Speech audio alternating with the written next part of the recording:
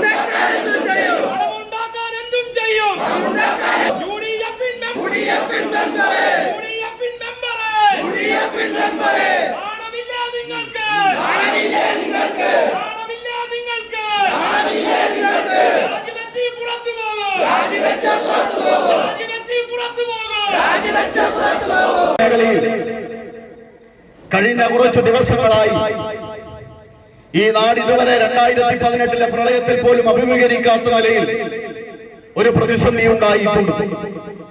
ഒരുപക്ഷെ ഡിവൈഎഫ്ഐക്ക് പറയാൻ വേണ്ടി കഴിയും, ഇവിടുത്തെ പഞ്ചായത്ത് ഭരണസമിതിയിലെ കോൺഗ്രസ് അംഗങ്ങൾക്ക് പോലും പറയാൻ വേണ്ടി കഴിയും, ആ പ്രതിസന്ധിയിൽ ഞങ്ങളൊരു സിസ്റ്റമായി മാറിയിട്ടുണ്ട്. പിറ്റേ ദിവസം അതിരാവിലെ മീൻതുള്ളിയിലും ജോസ്ഗിരിയിലും രാജഗിരിയിലും ഓടിയെത്തിയത് ഇന്ന് ഈ മാർച്ച് സംഘടിപ്പിക്കുന്നതിന്റെ ഭാഗമായി ഇവിടെ എത്തിയിട്ടുള്ള യുവജന സഖാക്കളാണ്. ആ നാടിന് വേണ്ടിയിട്ടുള്ള എല്ലാ തരത്തിലുള്ള പ്രവർത്തനങ്ങളിലും ഞങ്ങൾ ഭാഗവാക്കായിട്ടുണ്ട്. അങ്ങനെ ഒരു ദിവസത്തിലാണ് മീൻതുള്ളിയിൽ ഇതാ തന്റെ ജീവനേക്കാൾ മറ്റൊരു ജീവന് പ്രാധാന്യം കൽപ്പിച്ചതിന്റെ ഭാഗമായി തിരുവനന്തപുരത്തെ ഒരു സാധാരണ ഗ്രാമത്തിൽ നിന്ന് അഡ്വഞ്ചർ ടൂറിസത്തിനോടുള്ള അടങ്ങാത്ത സ്നേഹം കൊണ്ട് നമ്മുടെ ഈ മലയോര മേഖലയിൽ എത്തിയിട്ടുള്ള ഒരു സാധാരണ മനുഷ്യൻ, ആ മനുഷ്യൻ തന്റെ ജീവനേക്കാൾ ഈ നാട്ടിലെ മറ്റൊരു വ്യക്തിയുടെ ജീവന് പ്രാധാന്യം നൽകിയതിന്റെ ഭാഗമായി കാര്യങ്ങളുടെ ഓളങ്ങളിൽ ആ മനുഷ്യൻ ഒഴുകിപ്പോകുന്നു. ഈ നാട്ടിലെ ജനങ്ങൾ ഇന്ന് വരെ അഭിമുഖീകരിച്ചിട്ടില്ല എന്നത് ഈ നാട്ടിലെ ജനങ്ങൾ നമ്മളോട് പങ്കുവച്ചിട്ടുള്ളതാണ്. നിങ്ങൾ നോക്കൂ, പകൽ സമയത്താണ്, ഒരു ഉച്ചയോടുകൂടിയാണ് ഇങ്ങനെ ഒരു ഉരുൾപൊട്ടലും ആ ഉരുൾപൊട്ടലിന്റെ ഭാഗമായി പ്രളയജലം വീടുകളിലേക്ക് അടിച്ചു കയറുന്ന നിലയുണ്ടായി. സാധാരണക്കാരായിട്ടുള്ള ആളുകൾ ജീവിക്കുന്ന അവരുടെ കുടുംബങ്ങളിലേക്ക് അവർ വലിയ നാശനഷ്ടം ഉണ്ടാക്കുന്ന ഈ മഹാദുരന്തത്തെ ഒരുപക്ഷെ പകൽ സമയത്തായതുകൊണ്ടാണ് ഇങ്ങനെയെങ്കിലും ആളുകൾക്ക് നേരിടാൻ വേണ്ടി കഴിഞ്ഞത്.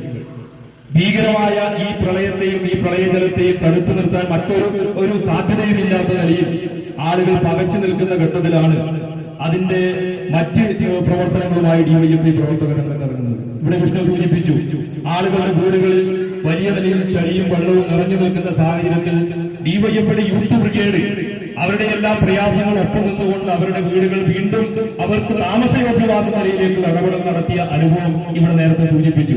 നിങ്ങൾ നോക്കൂ, നമ്മുടെ നാട്ടിൽ നിന്ന് വിവിധ പ്രദേശങ്ങളിൽ നിന്ന് പയ്യന്നൂരിൽ നിന്ന് ഉൾപ്പെടെയുള്ള ഡിവൈഎഫ്ഐയുടെ പ്രവർത്തകർ ഈ പ്രളയജലവുമായി ബന്ധപ്പെട്ട ആളുകൾക്കുണ്ടായിട്ടുള്ള ദുരിതം മാറ്റുന്നതിന് വേണ്ടി ഇവിടെ എത്തിച്ചേർന്നു. എന്നാൽ ഈ പഞ്ചായത്തിലെ UDF-കാരായി ഇവരുടെ ഭരണസമിതിയുടെ അംഗങ്ങളായിരുന്ന ആളുകൾ എത്ര കണ്ട് ഈ നാട്ടിലെ ജനങ്ങളുടെ ദുരിതത്തിനൊപ്പം നിന്നു എന്ന ചോദ്യം. നമ്മുടെ നാടിനെ ഇങ്ങനെ അപഹസിച്ചിട്ടുള്ള ഒരു ഭരണകൂടം ഇതിനു മുന്നേ ഉണ്ടായിട്ടുണ്ടോ? അതുപോലെ തന്നെ ഇങ്ങനെ ഒരു പ്രതിസന്ധി നമ്മുടെ നാടിനെ അതിജീവിക്കാൻ ഇവിടുത്തെ പ്രാദേശിക ഭരണകൂടത്തിന്റെ സംഭാവന എന്താണ് ഈ സമൂഹം ചർച്ച ചെയ്യുകയാണ്. നേരത്തെ വിശദീകരിക്കുമ്പോൾ പറഞ്ഞു 51 വർഷങ്ങൾക്ക് മുമ്പ് ഇതുപോലെ അല്ലെങ്കിൽ പോലും ഇതിനോട് സാമ്യപ്പെടുത്തുന്ന നിലയിലേക്കുള്ള ഒരു ദുരന്തം നമ്മുടെ നാട് അനുഭവിച്ചിട്ടുണ്ട്. അതിന് നമ്മുടെ നാട് തരണം ചെയ്തിട്ടുണ്ട്. ഭീകരമായിട്ടുള്ള ഉരുൾപൊട്ടലും മറ്റു പ്രയാസങ്ങളും ഈ നാട് നേരിടുകയുണ്ടായി. അതിനെ എങ്ങനെയാണ് നമ്മൾ അതിജീവിക്കാൻ ശ്രമിച്ചത്? ഈ നാട് ഒന്നു ചേർന്നിട്ടാണ്. സർക്കാർ സംവിധാനങ്ങൾ കൊണ്ട് മാത്രമാണോ ഇവിടുത്തെ ജനത്തിന് കരകയറാൻ കഴിയുന്നത്? ഇവിടെ ഞങ്ങളെ തടയാൻ വന്ന പോലീസുകാർ തിരച്ചിലിൽ, രാജേഷ് ഉൾപ്പെടെയുള്ള തിരച്ചിലിൽ നിങ്ങൾ ഉണ്ടായിരുന്നു. നിങ്ങളുടെ കൂടെ ഏതൊക്കെ മനുഷ്യരുണ്ടായിരുന്നു? സർക്കാർ ജോലി കിട്ടിയിട്ടുള്ള ചെറുപ്പക്കാരും ആളുകളും മാത്രമാണോ? അല്ല, സിവിൽ ഡിഫൻസ് ടീം പ്രത്യേകമായി അതിനുണ്ടായിരുന്നു, നാട്ടുകാരുണ്ടായിരുന്നു, സന്നദ്ധ പ്രവർത്തകരുണ്ടായിരുന്നു. ഇവരെല്ലാം ചേർന്നിട്ടാണ് രാജേഷിന്റെ ഭൗതിക ശരീരം 3 ദിവസങ്ങൾക്ക് ശേഷം കണ്ടെത്താൻ നമുക്ക് കഴിഞ്ഞിട്ടുള്ളത്. നോക്കണം, ഇങ്ങനെ ഒരു ദുരിതാശ്വാസ പ്രവർത്തനത്തിൽ നമ്മൾ ആരെങ്കിലുമാണ് മരണപ്പെട്ടു പോയതെങ്കിലോ, ഇതുപോലെ സമാനമായ നിലയിൽ നമ്മുടെ ശരീരവും നാറി പൊട്ടുന്ന നിലയിൽ ഇവിടത്തെ ഭരണകൂടം മാറ്റും. അതല്ലേ നമ്മൾ കണ്ടത്? ഒരു 3 മാസം മുമ്പ് ഈ നാട്ടിലേക്ക് വന്നിട്ടുള്ള ഒരു മനുഷ്യൻ, ഈ നാട്ടിലെ ഒരു മനുഷ്യൻ അപകടത്തിൽപ്പെട്ട് പോയപ്പോ ജീവിതത്തിലേക്ക് തിരിച്ചു വരാൻ സ്വന്തം ലൈഫ് ജാക്കറ്റ് ഊരി നൽകിയിട്ടുള്ള മനുഷ്യ സ്നേഹത്തിന്റെ മഹനീയ ഉദാഹരണമായിട്ടുള്ള ഒരു ചെറുപ്പക്കാരൻ. ആ ചെറുപ്പക്കാരൻ മരണത്തിലേക്ക് പോയി, അക്ഷരാർത്ഥത്തിൽ രക്തസാക്ഷിത്വം വരിച്ചു. ആ ഭൗതിക ശരീരം, ആ മൃദുശരീരത്തോട് എന്ത് അനാദരവാണ് ഇവിടത്തെ ഭരണകൂടം കാണിച്ചിട്ടുള്ളത്. അതിൽ ആശങ്കകൾ പലരും പങ്കുവച്ചു. 4 ദിവസങ്ങൾക്ക് ശേഷം പെരിയാരം മെഡിക്കൽ കോളേജിന്റെ മോർച്ചറി റൂമിന്റെ പിറകിൽ നിന്ന് ഇൻക്വസ്റ്റ് നടത്തുന്ന സമയത്ത് ഞങ്ങൾ അവിടെ ഉണ്ട്. ഏതാണ്ട് മീറ്ററുകൾക്കപ്പുറത്തേക്ക് അതിൽ നിന്ന് ദുർഗന്ധം വരുന്നുണ്ട്, മീറ്ററുകൾക്കപ്പുറത്തേക്ക്. ആ സമയത്താണ് ഇവിടത്തെ പഞ്ചായത്ത് അംഗങ്ങൾ തഹസിൽദാരോട് പറയുന്നത്, ഫ്രീസറൊന്നും നിർബന്ധമല്ല. എന്ത് മനുഷ്യത്വമാണോ നിങ്ങൾക്കുള്ളത്? മനുഷ്യത്വം തൊട്ടു തീണ്ടിയിട്ടില്ലാത്ത വർഗമായി ഇവിടത്തെ പഞ്ചായത്ത് മെമ്പർമാർ മാറിയില്ലേ? ഞങ്ങൾ തിരുവനന്തപുരത്തുള്ള രാജേഷിന്റെ കുടുംബാംഗങ്ങളോട് സംസാരിക്കുന്നുണ്ട്, അവിടുത്തെ DYFI പ്രവർത്തകരെ വിളിക്കുന്നുണ്ട്. ഇതാ ഭൗതിക ശരീരം ഇവിടുന്ന് പുറപ്പെടുന്നുണ്ട്.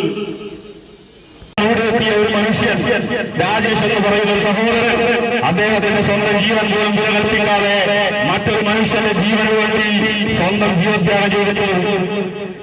ഏറെ വേദനയോടുകൂടി രാജേഷിന്റെ വിയോഗം ഉൾപ്പെടെ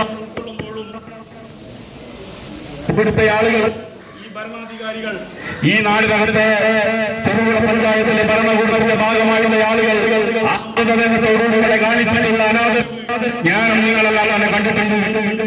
ന്യൂ ജനറേഷനുകൾക്കിനി ന്യൂജൻ കോഴ്സുകൾ പഠിക്കാം ശ്രീശങ്കരാചാര്യയിലൂടെ. അഭിരുചിക്കനുസരിച്ച് തിരഞ്ഞെടുക്കുവാൻ നിരവധി കോഴ്സുകൾ. Pipes and SAP, professional accounting, graphic designing and animation, video editing and VFX, motion graphics, office automation and advance Excel, Python programming, interior designing. എല്ലാ കോഴ്സുകളിലും AI ഇന്റഗ്രേറ്റഡ് ടൂളുകൾ ഉൾപ്പെടുത്തിയുള്ള ക്ലാസുകൾ. Sreeshankaracharya computer centre, merchant square, near bus stand, Cherupuzha.